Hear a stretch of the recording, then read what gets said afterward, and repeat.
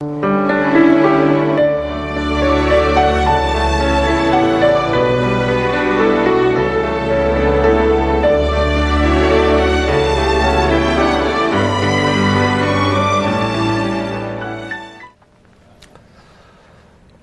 안녕하십니까? 안녕하세요.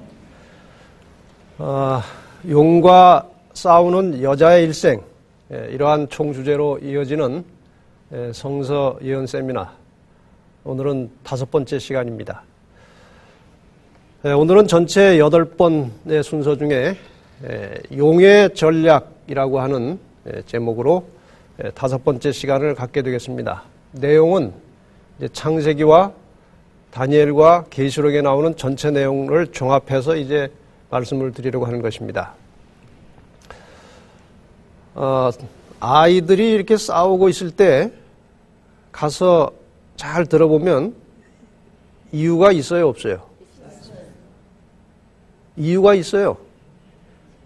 왜 형이 2개를 가지고 나를 하나를 주느냐, 뭐 등등 이런 이유가 있어요.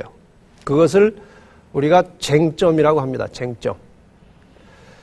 이 용의 전략, 그러니까 선과 악이 싸우는 데 있어서 그 쟁점이 무엇이냐?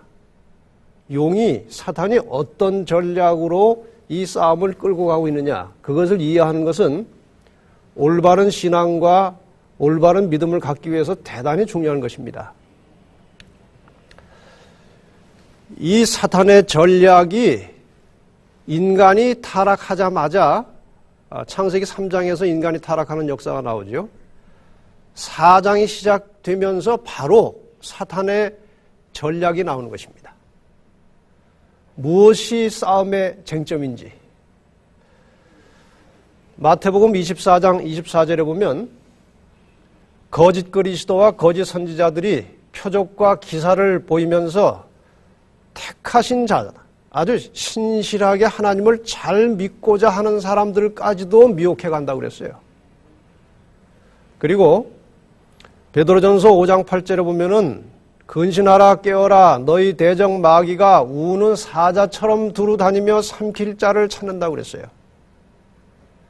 사탄은 인간보다 월등한 존재입니다.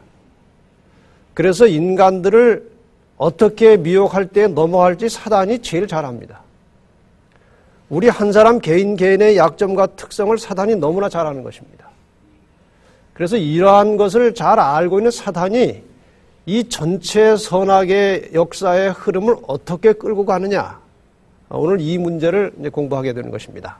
먼저 창세기 4장에 등장하는 이 2 제사에 대하여 좀 공부를 하면서 사단의 전술 전략을 좀 살펴보겠습니다. 여러분이 이 이야기를 너무나 잘 아십니다. 가인은 땅의 소산으로 제물을 삼아 여호와께 제사를 드렸습니다.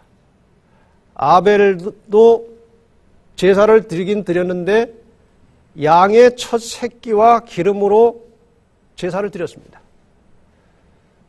근데 똑같은 형태, 외관상 보기에는 똑같은 형태의 제사를 드렸는데 하나님께서 아벨과 제물은 받으셨지만 가인과 제물은 받지 않으셨습니다. 무엇이 문제인가 하는 것입니다. 지금 여기 2 형제가 제사를 드리는 그림이죠.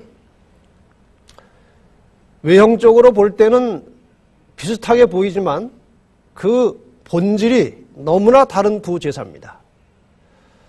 지금 아벨은 하나님이 지정하신 제물 양을 가져왔습니다. 그러나 가인은 하나님이 명하신 제사 자체에 대해서는 순종을 했는데 제물에 대해서는 자기의 생각을 섞었어요. 땅의 소산, 자기가 농사 지은 것을 가져온 것입니다. 새끼양을 가져온 것은 하나님의 법을 따른 것이고 땅의 소산을 가져온 것은 인간적으로 나름대로 자기 법을 만든 것입니다. 하나님을 안 섬긴 게 아니고 제사를 안 드린 것도 아니에요.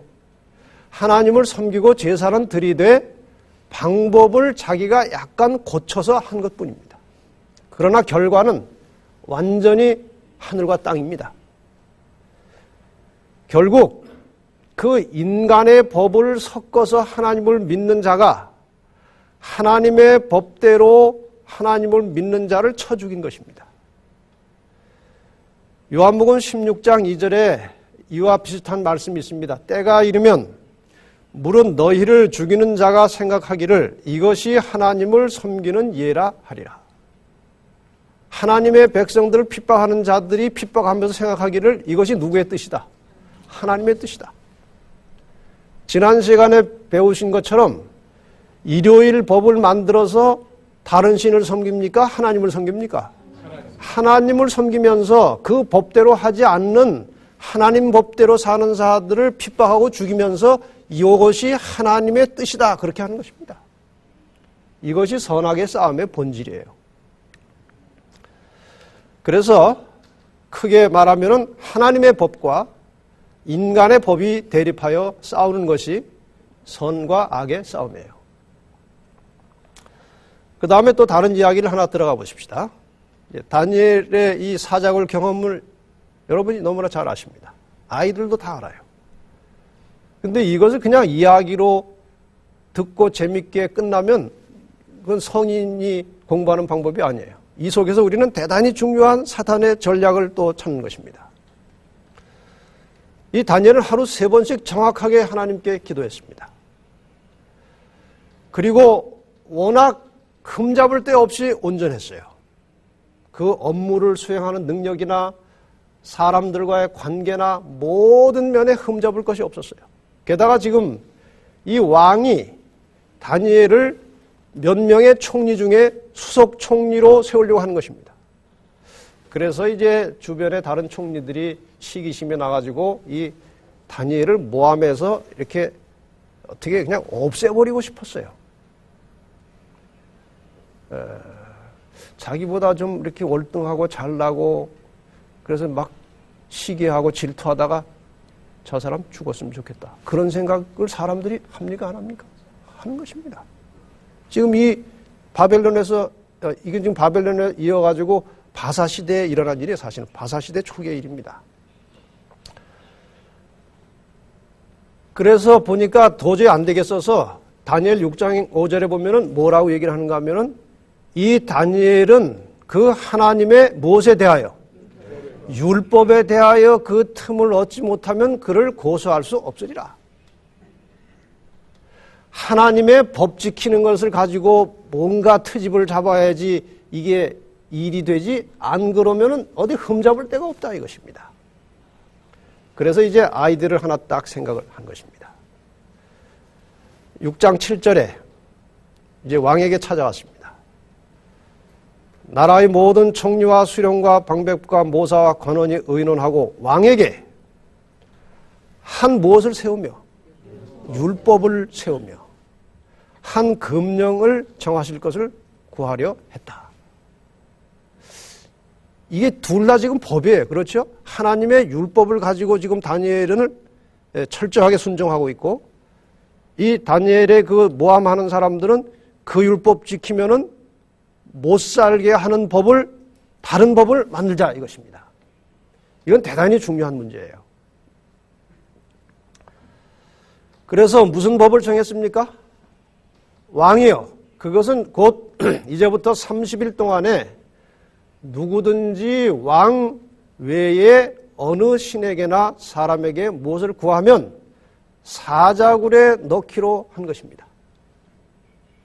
다른 신에게 다른 어떤 존재에게는 절대 뭐 하지 못하게 하자는 것입니까? 기도하지 못하게 하자는 것입니다. 이 법에 왕이 도장을 찍으면 누가 딱 걸리게 돼 있어요? 날마다 기도하는 다니엘이 걸리게 돼 있어요. 왕이 그걸 잘 모르고 그냥 왕은 다니엘을 아주 좋아하지만 그걸 잘 모르고 도장을 찍은 것입니다. 결과를 여러분이 잘 아십니다. 다니엘은 그 조서에 도장이 찍힌 것을 알았어요. 지금 다른 신에게 기도하면 죽을 것이라는 사실을 알아요, 몰라요? 압니다. 그러나 하던 대로 변함없이 하루에 3번씩 기도하는 것입니다. 이건 무엇을 내놓은 거예요? 목숨을 내놓은 것입니다. 하나님의 법대로 살겠다는 것입니다. 이제 법대로 다니엘이 잡혔어요.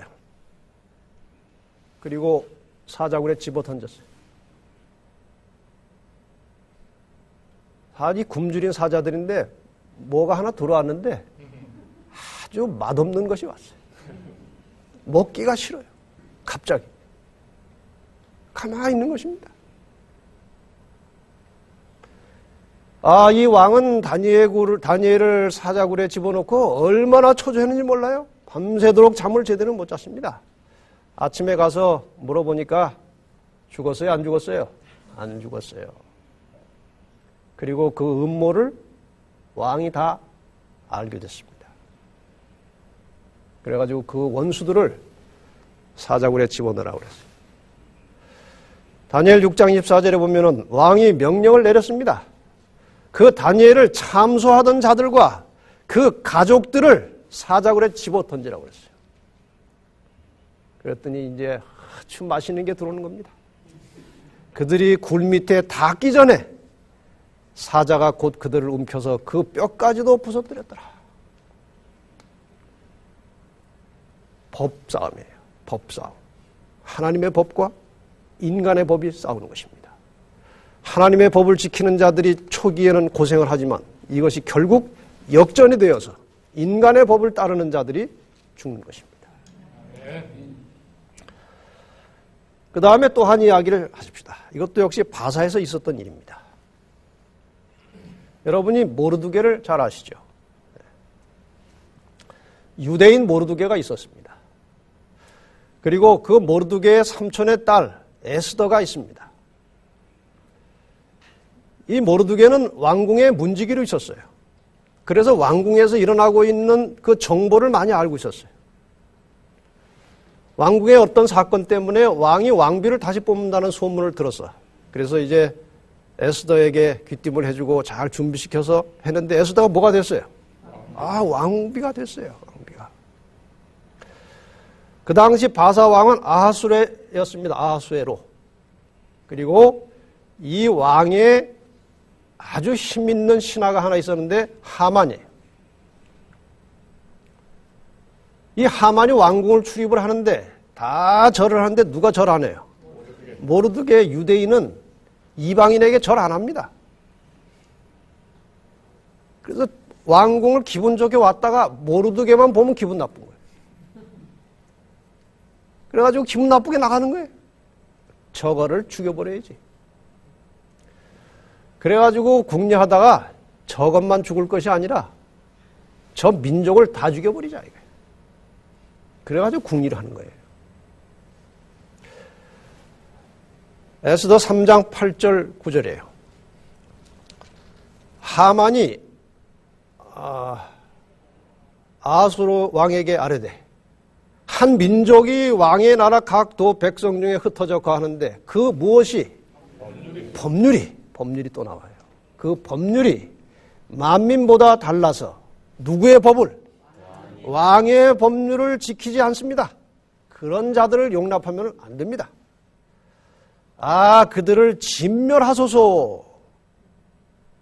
경비가 들어가면 제가 되겠습니다. 이거 참 기가 막힌 일입니다. 그래서 모월 모시에 유대인들은 다 죽도록 준비가 되는 것입니다. 왕이 여기에 도장을 찍었어요. 장대를 달고 다 달아 죽이는 일을 이제 시작한 것입니다. 이 사실을 누가 알았습니까? 모르드게가 알았어요. 미리 알았어요. 그래서 에스더에게 상황이 이렇게 됐다. 우리 기도하고 이 문제를 타결해야 되는데 네가 왕을 만나서 해결하지 않으면 길이 없다는 것입니다. 자, 이제 이 에스더가 얘기합니다. 나도 나의 시녀로 더불어 이렇게 금식한 후에 기도한 후에 규례를 어기고 왕에게 나갈 것입니다. 죽을 각오를 하고. 왜 죽을 각오를 해요? 이 당시 풍습에 왕비라도 왕이 딱 호를 들어서 들어오라는 표시를 안 하면 못 들어가는 거예요. 이 표시가 없는데 들어가면은 그냥 죽는 것입니다. 그래서 기도하고 죽을 각오를 하고 이제 왕이 계신 곳 근처에 갔어요. 근데 이 위급한 상황에 하나님이 가만히 계시겠습니까? 하나님이 왕의 마음을 감동하셨어요. 호를 들게 하신 것입니다. 드디어 이제 호는 들렸고 왕비가 가서 에스더가 가서 그 모든 일을 소상하게 보고했어요. 들어보니까 이 하만이 나쁜 사람이에요. 그래서 어떻게 했습니까? 에스더 7장 9절 10절에 가로되 하만을 그 나무에 달라 하매 모르드게를 달고자 한 나무에 하만을 다니 왕의 노가 그치니라. 이게 다 역전극 아닙니까? 다니엘도 죽을 뻔하다가 살아나고 또 하나님의 율법을 지키는 유대인들도 죽게 되었다가 살아나고 이게 반복되는 선악간의 싸움의 역사예요. 마지막에도 똑같은 것입니다. 그 다음에 이제 다니엘 7장에 보면 또 때와 범야기가 또 나옵니까? 또 나옵니다. 거기 작은 뿔이 등장합니다. 작은 뿔, 이미 우리가 배웠으니까 이 교황의 권세가 나타나서 여러 가지 하나님을 대적하고 하나님의 백성들을 괴롭히는 일을 합니다. 그렇죠? 다니엘 7장 21절과 25절에 보면은 이 뿔이 성도와 이제 싸울 것이고 하나님을 대적할 것인데 그가 또 때와 법을 변개코자 할 것이다. 이건 분명히 누구의 법입니까? 이 지금 작은 뿔이 변개하려고 하는 법이 하나님의 법이에요? 사람의 법이에요? 하나님의 법을 고치겠다는 것입니다. 하나님의 때를 고치겠다는 것입니다. 자, 그럼 과연 이 하나님의 법과 때가 어떻게 변경이 되었는지 그 역사를 한번 살펴보겠습니다. 신약 성경에는 일요일 예배의 근거가 전혀 없습니다. 다시 말하면 일요일 예배를 성경절로 증명해서 확인할 수 없어요. 일요일 예배에 대한 공식적인 기록은 역사적으로 서기 150년 이후로 나타납니다. 바나바 서신 15장과 저스틴 마르트의 첫 변증서 67장에 일요일 예배에 대한 기록이 나타나는데 그것이 서기 150년경의 문서입니다. 자, 그럼 어떻게 해서 이제 사도시대 이후에 언제부터 일요일 예배를 시작하게 되었느냐 하는 것입니다. 서기 132년부터 135년 사이에 로마에 대한 유대인 반란이 있었습니다. 유대인들이 로마에 대해서 대규모 반란을 일으켰습니다. 그런데 그 주동자는 발코케바라고 하는 사람이고 대단히 조직적으로 이 반란을 일으켰어요. 그래서 로마에서 22군단, 아주 정예부대 22군단을 파견해가지고 그 데모를, 그 반란을 진압하도록 했습니다. 그런데 유대인들은 전쟁의 천재들입니다. 그렇게 쉽게 넘어가지 않아요. 지금도 보세요. 이스라엘 그 조그만 나라가 하나 있지만 그 주변에 큰 아랍 국가들이 그거 못 잡아먹어요. 이때 이 발코케바를 주동으로 하는 이 반란군이 도망가는 척하면서 로마의 22군단을 엥켈이라고 하는 아주 험한 골짜기로 유인해서 들어갔어요. 그리고 골짜기에는 매복군이 이미 많이 숨어 있었어요. 로마 22군단이 막 따라 들어갔는데 오도 가도 못하는 상태에서 이 매복군들이 나와가지고 이 22군단을 완전히 그냥 초전박살을 냈어요. 우리말로. 그래가지고 이제 혼비백산해가지고 이제 도망을 간 것입니다. 얼마나 창피했는지 그 다음에 로마 역사에서 이 22군단이라는 군대 편제를 삭제했다고 그랬어요. 아주 망신을 당한 것입니다. 대로마 제국이. 그래서 이제 화가 나가지고 이제 함부로 덤벼들지 않았어요. 초토화 작전으로 들어갑니다. 마을 하나하나를 포위해가지고 전멸시키는 거예요. 이 초토화 작전이라는 거는 남녀노소 짐승 가리지 않고 다 죽이고 건물 다 부시는 것입니다. 그래서 985개 마을을 전멸을 시켰고 약 100만 명의 죽임을 당하는 끔찍한 일이 벌어졌습니다. 이제 분이 그래도 덜 풀렸어요. 그래가지고 보복 조치를 만들었는데 이 조치를 위반하면 사형시키겠다 이것입니다. 유대인들을 겨냥한 것입니다. 첫째, 토라 사용 금지, 모세오경 못 본다 이거예요. 경전을 못 보게 하는 것이에요. 그 다음에 둘째는 할례를 하나님과 이스라엘 그 백성 사이에 대단히 중요한 사인으로 알고 있는 할례를 금지시켰어요. 그 다음에 안식일 예배, 하나님 예배하는 토요일 날 모여서 예배하는 것, 그 금지예요. 이 세 가지를 어기면 사형이에요. 근데 이 영향이 누구에까지 미쳤습니까? 이 당시 기독교인들한테까지 미친 것입니다. 당시에 안식일을 지키던 무리가 둘이 있었어요. 유대인들도 안식일을 지켰지만 초대교회 그리스도인들도 안식일을 제7일 안식일을 지키고 있었습니다. 그래서 그 당시 안식일을 지키던 기독교인들에게도 핍박이 온 것입니다. 그래서 기독교의 그 교부들이 황제에게 호소하는 편지가 발굴돼서 나오는 것입니다. 그 내용이 무엇인가? 기독교와 유대교는 다르다. 우리도 유대교는 별로 좋아하지 않는다. 그래서 다르게 취급해달라. 그런 편지를 보내는 것입니다. 그러나 로마 황제는 기독교 교부들의 요청을 거절했습니다. 왜 거절했을까요? 그 속에 지금 누가 작용을 하고 있어요? 사탄이 작용을 하고 있는 것입니다. 지금 하나님의 때 안식일을 사단이 바꾸려고 시도하는 중이거든요. 황제가 들을 리가 없어요.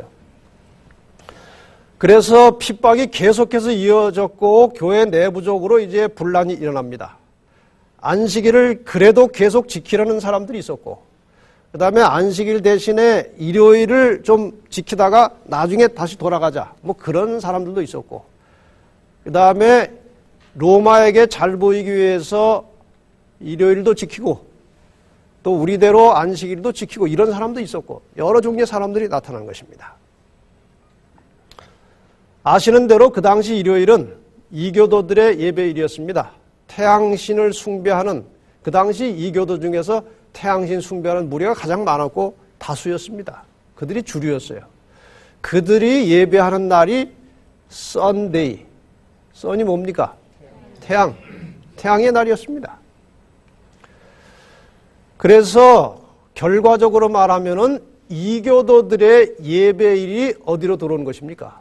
교회 안으로 들어오는 것입니다. 그래서 일요일 예배 시작의 배경을 요약하면 이런 것입니다. 서기 132년경에 일어났던 유대인 반란 그 이전에는 일요일 예배에 대한 문서가 없습니다. 그래서 150년경 바나바 서신에 처음에 나타나는 것으로 봐가지고 일요일 예배는 아까 말씀드린 대로 유대인 반란 이후에 시작된 것이 확실합니다. 그것 때문에, 그 사건 때문에. 그러나 일요일 준수가 즉시로 안식일 준수를 대체한 것은 아니고 한동안 두 날을 모두 지키는 일들이 병행되고 있었습니다. 드디어 305년경에 올리어스라는 감독이 일요일을 거룩하게 지키자고 하는 말을 공식적으로 하기 시작했습니다. 그러한 분위기와 배경 속에서 313년 콘스탄틴 황제가 밀란 칙령을 내렸고 기독교에 자유를 주었습니다. 여러분이 아시는 대로 기독교가 자유롭게 된 다음에 점점 더 교회가 발전하고 순결해지고 하나님께 가까이 갔습니까? 타락했습니까? 타락했어요. 여지없이 교회가 타락했습니다. 314년 갈리아 아를레스 회의에서 드디어 부활절 일요일 준수 일자 문제를 논의하기 시작했는데, 일요일을 바로 예배일로 들여오기에는 조금 적합하지 않은 것입니다. 성서적으로. 그러니까 예수님이 부활한 요일은 무슨 요일입니까? 일요일이 맞는 것입니다. 그래서 부활절을 지키는 뜻에서 일요일 날 한번 모임을 정식으로 만들어 보자. 이제 그런 문제가 논의된 것입니다. 이러한 논의 중에 321년에 콘스탄틴 황제가 드디어 일요일 휴업 명령을 발표합니다. 그 내용은 존경스러운 이 태양의 날에 모든 판사들과 도시에 사는 사람들 그리고 장사하는 사람들은 휴업해라. 농사 짓는 사람들은 약간 예외를 뒀습니다. 이래서 오늘날 전 세계가 쉬고 있는 일요일 휴무 제도는 여기에서 시작된 것입니다. 이해가 가십니까? 여기에서 시작이 된 것입니다. 그래서 이제 일요일 날 휴무하는 제도가 이제 공식화되었어요. 여기 이제 세계사 책에도 그 사건을 기록하고 있습니다. 드디어 325년 니케아, 이건 종교총회입니다. 일요일을 예배일로 안식일로서는 아니지만 부활절로 성수하도록 결의했습니다. 325년에. 실제로 그 신문 기사에도 94년 1월 달에 나타난 이 신문 기사에도 가톨릭교는 325년 니케아 공의회에서 유대교를 신의로부터 일탈로 규정하고 유대인을 이교도로 낙인 찍는 선언을 발표함으로써 반유대주의 입장을 공식화하고 안식일도 토요일에서 일요일로 바꿨다. 이렇게 돼 있어요.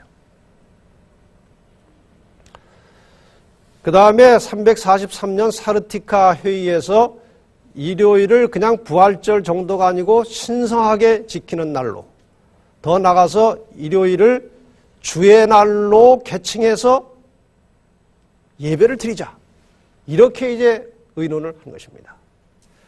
마침내 364년 라오디게아 총회에서 일요일을 성일로 구별하는 법규를 결의했어요. 그리고 그 내용은 이런 것입니다. 그리스도인들은 유대화하거나 토요일 안식일에 게을러서는 안 되고 이날에 토요일에 일을 해야 할 것이지만 주의 날은 특별히 존중이 여기고 그리스도인이 되었으니 이날에 일하지 말 것이다. 이렇게 해서 일요일 예배를 법적으로 승인하여 지키기 시작하는 일이 시작된 것입니다. 이해가 가십니까? 네. 자, 과연 그렇게 하나님의 때와 법을 마음대로 고쳐도 되는 것인가? 물론 됩니까? 안 됩니까?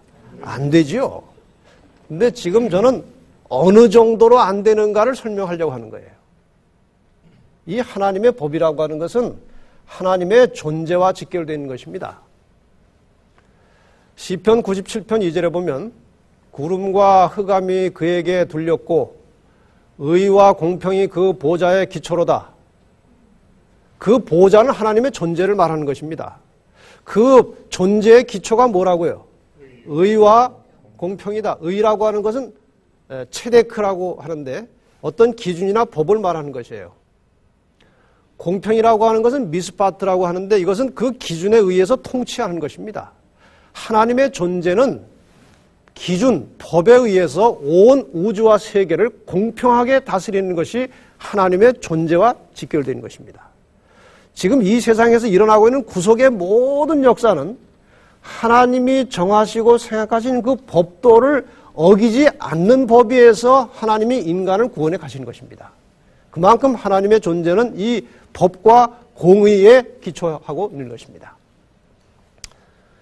근데 같은 시편 97편 6절에 보면 하늘이 그 의를 선포하니 모든 백성이 그 영광을 봤다 그렇게 돼 있어요. 하늘이 의를 선포한다고 할 때 이 의가 무엇이냐 이거예요. 이 의는 이게 지금 무슨 장면인가 하면은 이스라엘 백성들이 시내산에서 십계명 받을 때에 그 장면을 시로 쓴 것이 시편 97편입니다. 아까 의가 체데크라고 그랬어요. 기준, 법이에요. 하늘이 법을 선포할 때가 있었습니까? 시내산 사건입니다. 예, 십계명입니다. 여기서 의는 십계명이에요. 기준을 말하는 것입니다. 십계명이 선포할 때 모든 백성이 영광을 봤다고 그랬어요. 자, 그러면은 그 십계명이 지금 어디에 들어가 있습니까? 그 의가 어디 들어가 있어요? 이 성소 안에 들어가면 지성소가 있죠? 지성소 안에 법궤가 있죠? 법궤 위에 하나님의 임재가 있죠? 쉐키나가. 그 하나님의 임재 밑에 뭐가 들어있어요? 계명이 들어있는 것입니다. 그 존재의 기초가 뭐라고 그랬어요? 보호자의 기초가 의와 공평이라고 그랬죠. 지금 이 지성소에서도 하나님의 존재가 있고 그 밑에 기초로 법이 있고 이 법을 가지고 하나님이 공평하게 통치하시는 것입니다. 그러므로 이 하나님의 계명을 고친다거나 법에 손을 대는 것은 하나님의 존재에 대한 도전입니다. 제가 성화단생의 68페이지에서 아주 적절한 인용구를 찾을 수 있었어요. 신약 성경은 하나님의 율법을 바꿔놓지 않았다. 넷째 계명 가운데 나타난 안식일의 신성성은 여호와의 무엇과 같이 보좌와 같이 견고하게 확립되어 있다. 이 안식일을 포함한 하나님의 계명은 하나님의 보좌의 기초고 하나님의 존재와 직결된 것입니다. 절대로 하나님의 계명에 손을 대면 안 되는 것이고 그것은 하나님에 대한 정면 도전입니다. 일요일을 바꿨다. 안식일을 일요일로 바꿨다. 이건 하나님의 존재에 대한 도전입니다. 일반 사람들이 생각하는 것보다 훨씬 심각한 문제를 안고 있는 것이에요. 마침내 법도 바꿨죠. 때와 무엇을 바꾼다고 그랬어요? 법까지 바꾼다고 그랬잖아요. 그래서 안식일의 때를 바꾸고 법도 이렇게 바꾸어서 하고 있는 것입니다. 결국 용과 여자의 싸움의 패턴이 있어요. 경배의 대상, 하나님을 다른 신으로 바꾸는 것입니다. 경배의 시간을 안식일에서 일요일로 바꾸는 것입니다. 이것이 싸움의 패턴 중에 하나입니다. 하나님의 법 대신에 누구의 법을 세워요? 인간의 법을 세우는 것입니다. 그리고 인간의 법을 세운 자들이 하나님의 법을 따르는 자들을 죽이려고 하는 것입니다. 이것이 아주 정확하게 진행되는 선악과라는 싸움의 패턴이에요. 그러나 결과는 죽이려고 하던 자들이 마침내 어떻게 돼요? 죽임을 당하고 하나님의 법대로 살던 사람들이 승리하는 것입니다. 우리가 신앙을 바르게 하려면 이 원리를 알아야 하는 것입니다. 여러분 공감하십니까? 네, 이거는 변할 수 없는 원칙이고 법이에요. 결국 신본주의, 하나님 중심 신앙과 불신앙이 아니고 인간 중심의 신앙이 대립을 하는 것이 선악간의 싸움이에요. 그러니까 여러분들 신앙생활 하다가 절대로 하나님의 말씀을 내 현실에 맞춰서 적당하게 타협하고 얼버무리면 안 되는 것입니다. 그것이 인본주의 신앙이에요. 인본주의 신앙에 물들어가고 길들이기 시작하면은 그건 더 이상 이제 신앙이 아닙니다. 오히려 하나님의 이름에 욕을 돌리게 되는 것입니다. 언제나 하나님의 말씀의 원칙에 굳게 서서 순수한 마음으로 그 말씀을 따라가시기를 바랍니다. 네. 이제 마지막으로 이것이 극치에 달하는 사건이 벌어집니다. 짐승의 표와 하나님의 인입니다. 여러분이 아시는 대로 이미 계시록 13장에서 짐승의 표에 대한 말씀이 나왔습니다. 그건 인간의 법이에요. 짐승의 우상에게 경배하라는 것입니다. 그 표를 받으라는 것입니다. 굴복하라는 것입니다. 반면에 하나님의 법은 하나님의 인으로 나타납니다. 잘 아시듯이. 이것은 하나님의 인을 가지고 와서 그 하나님의 백성들이 이마에 인치기까지 땅이나 바다나 해하지 말라. 그러니까 하나님의 백성들이 확정될 때까지 정말 계명에 충실하고 그리스도의 능력을 의지하여 말씀을 따라 사는 사람들이 확정되어서 구원이 정해질 때까지 가만히 두라는 것입니다. 그것을 우리가 하나님의 인을 받는다 그렇게 표현하고 있죠. 반면에 짐승의 표는 받지 말라는 것입니다. 그걸 안 받은 자들이 살아서 그리스도와 함께 1000년 동안 하늘에서 왕노릇할 것이다. 이렇게 나오지 않습니까? 이 문제는 나중에 또 상세하게 나오겠습니다. 교황청이 하는 중요한 일 중에 하나가 무엇이냐? 여러분이 전혀 예기치 못했던 기록이 여기 있습니다. The New Economic Disorder, 그러니까 새 경제 무질서, 뭐 이런 제목입니다. 만일 당신에게 교황청, 바티칸의 주요 사업을 묻는다면 무엇이라고 대답하기는가? 미국 중앙정보국 CIA에서 집필한 세계의 진실에 의하면 바티칸의 주 산업은 세계적인 은행 금융 활동이라고 기록되어 있다. 이건 정확한 소스예요. 바로 이것 때문에 경제적으로 세계를 지배할 수 있게 되는 것입니다. 매매를 못하게 한다고 말만 하고 되는 게 아니고 실력이 있어야 되는 것입니다. 지금 세계 경제는 상당 부분이 교황의 손에 달려 있어요. 결국 일요일과 이 짐승의 표에 대한 공부를 우리가 그동안 많이 해왔고 또 지난 시간에 잠깐 봤으니까 요건 그냥 넘어가겠습니다. 드디어 이제 이것을 구체적으로 실현하기 위한 전략이 시작이 됐고 진행이 되고 있어요. 1998년 5월 31일에 교황이 전 세계 모든 카톨릭 신자들에게 혹은 전 세계 시민들에게 교서를 보냈어요. 그 제목이 뭔가 하면은 On Keeping the Lord's Day Holy. 다시 말하면 주일 성수에 관하여, 이런 제목입니다. 거기 87개 항목 중에 67번째 이런 내용이 있습니다. 일요일 휴식을 통하여 사람들은 매일의 관심사와 의무들의 적당한 균형을 발견하게 될 것이고, 우리가 늘 고심하는 물질적인 사물들은 영적인 가치들로 전환될 것이며, 그리하면 우리는 함께 살아가는 사람들의 얼굴에서 행복해하는 모습을 보게 될 것이다. 어떻게 하면? 일요일을 잘 지키면 행복해질 것이다. 계속해서 이렇게 기록되어 있습니다. 사람이 하나님과 화목하고 자신과 다른 사람과도 화목하게 되는 날인 일요일은 사람들로 하여금 자연계의 경이로움을 새로운 눈빛으로 바라보게 하는 순간이 될 것이다. 이게 참 말이 안식일에 해당하는 말을 다 갖다가 집어넣은 것입니다. 사람이 하나님과 화목하고 다른 사람과도 화목하게 되고 자연의 경이로움을 느끼는 그 날이 시간이 언제입니까? 이건 안식일이에요. 그런데 일요일을 이제 그런 날로 하겠다는 것입니다. 그 다음에 중요한 것은 그리스도인들은 일요일 성수의 의무라는 측면에서 법률의 보호를 받기 위해 뭐 할 것이다? 투쟁할 것이다. 일요일 강제법을 만들기 위해서 투쟁을 하겠다. 이루어질까요? 안 이루어질까요? 이루어지지요. 성경이 그렇게 될 것이라고 예언됐으면 반드시 이루어집니다. 그 다음에 1999년 7월에 나온 사도 목회 서신, 이건 남미 쪽에서 나온 것 같아요. Future for America, 미국의 미래, 뭐 이런 뜻으로 해석할 수 있겠죠. 거기 9개의 항목에 대해서 상당히 강력한 어조로 이런 기록을 하고 있습니다. 여기 6번째, 영원하신 하나님께서 부활하신 날인 성일, 일요일 외에 다른 어떤 날을 준수하는 자들에 대해 관용할 수 없다.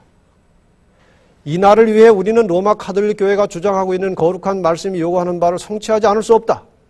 이것이 사람의 운명을 결정하게 될 것이다.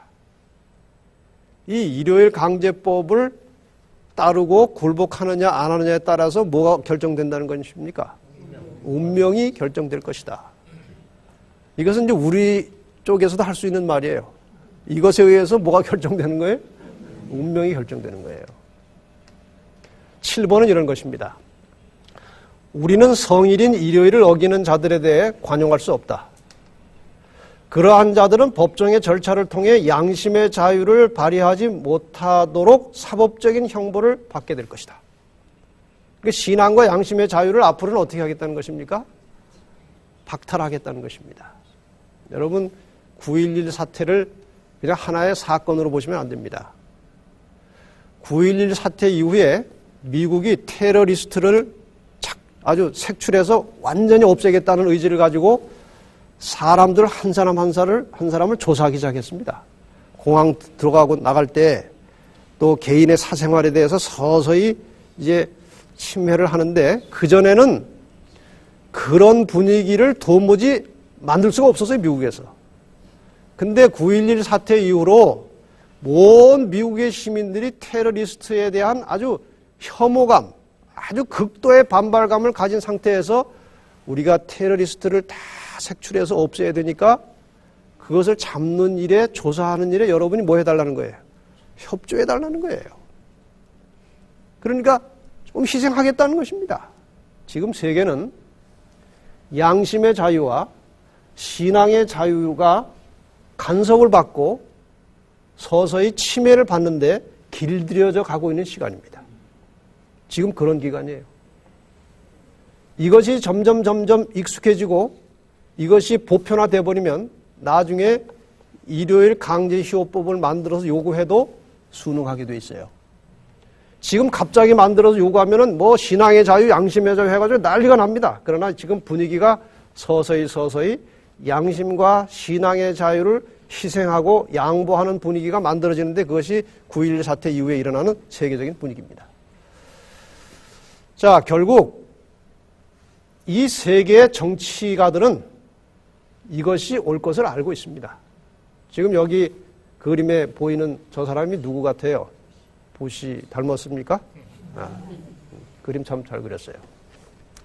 저것은 부시가 재선을 위해서 선거운동할 때에 2004년 2월 26일자 다이토나 비치 뉴스 저널에 나온 것입니다.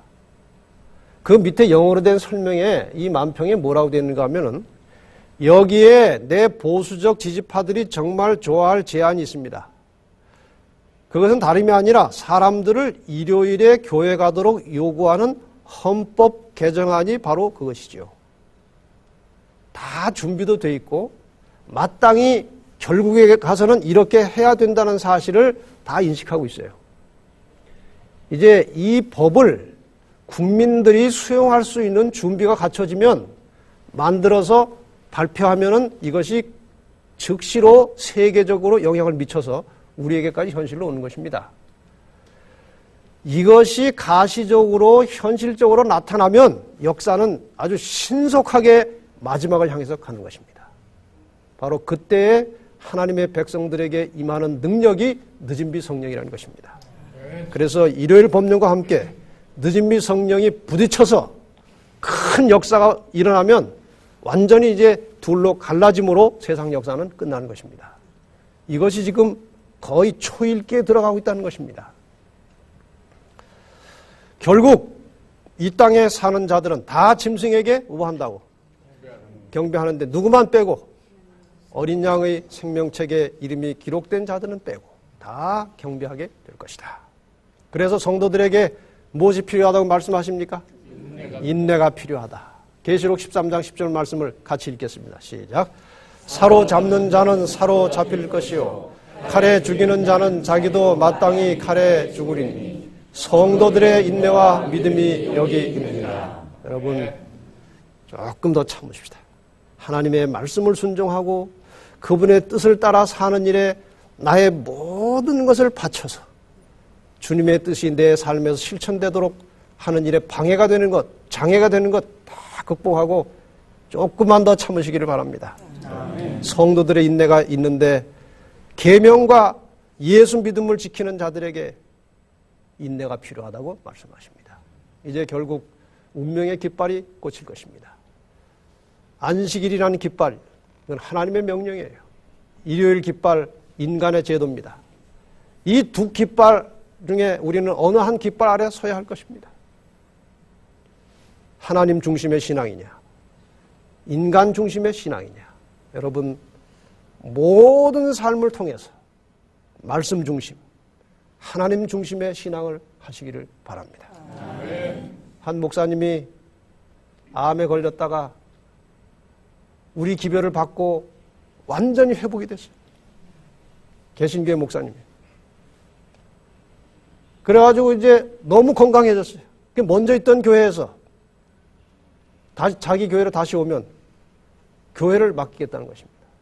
갈등이 왔어요. 안 가면 먹고 살 길이 없는 것입니다. 가면 정직하게 가르칠 수가 없는 거예요. 어떻게 할까요?